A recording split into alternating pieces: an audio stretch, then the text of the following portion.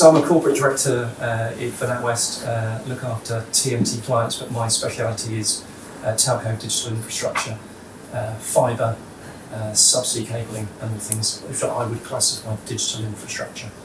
I've been doing it for 21 years. The only thing I focus on is tech-related clients. Before that, I spent 5 years in the cable industry for what's now Virgin, that was NTL. For those of you who remember that far back, we came into the UK. But from a bank perspective, what are we looking for? We want to know that the business that we're looking at has a repeatable cash flow or structuring EBITDA that we can really wrap a number around. And do we have confidence in it? The FTD for me is one of the pieces of the jigsaw. To Ian's point, I want to get to know the business before I lend the money. I want to sit in front of the management team and look in the whites of the eyes and go, do I trust you guys? For me, that's the most important thing. It's like I'm lending my own money to these people. And I want it back, right? That's what a good banker does. He lends money, he gets it back, he makes a small turn on it. Like our rich guys here. We'll come on to that. That's a small resource. A wafer thin. So FTD for me is the way that I act with my deal team when I'm persuading an internal investment forum, my credit committee, who've never met these guys, who may not be sector specialists. This is why we want to do the business, and it's bringing to life, and we're pulling the pieces out of this information that satisfies a credit officer who may not be an expert in digital infrastructure. Fortunately, we do have quite a few now. It's got to bring it to life, and it's got to persuade him or her that the number that we're coming up with is robust, and has it identified the other risks within the business, and are we comfortable with the level of risk that we're taking, and different lenders will have different risk levels.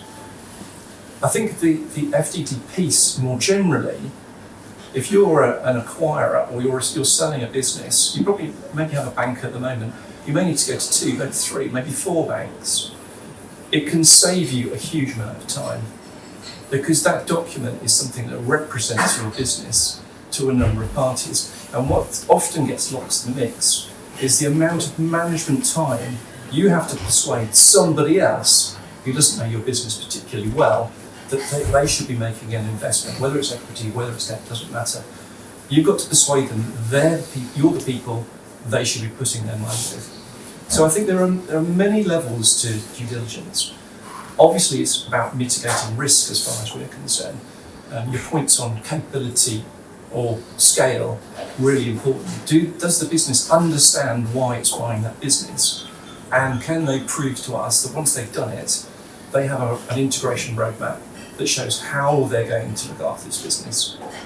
Where's the downside? Where's the risk?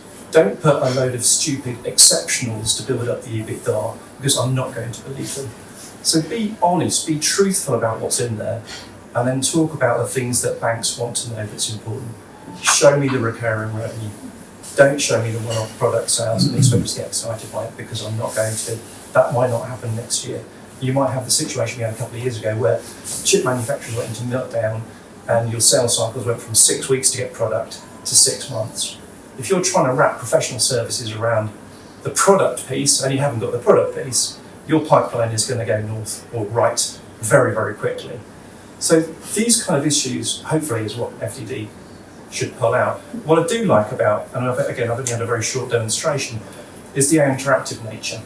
And sometimes a credit officer will have had a bad experience of a digital infrastructure business, and they'll be focused on one very, very minute piece of it, which might not come out of the management discussion, might not be readily available in the FTD, and therefore you have this iterative process backwards and forwards.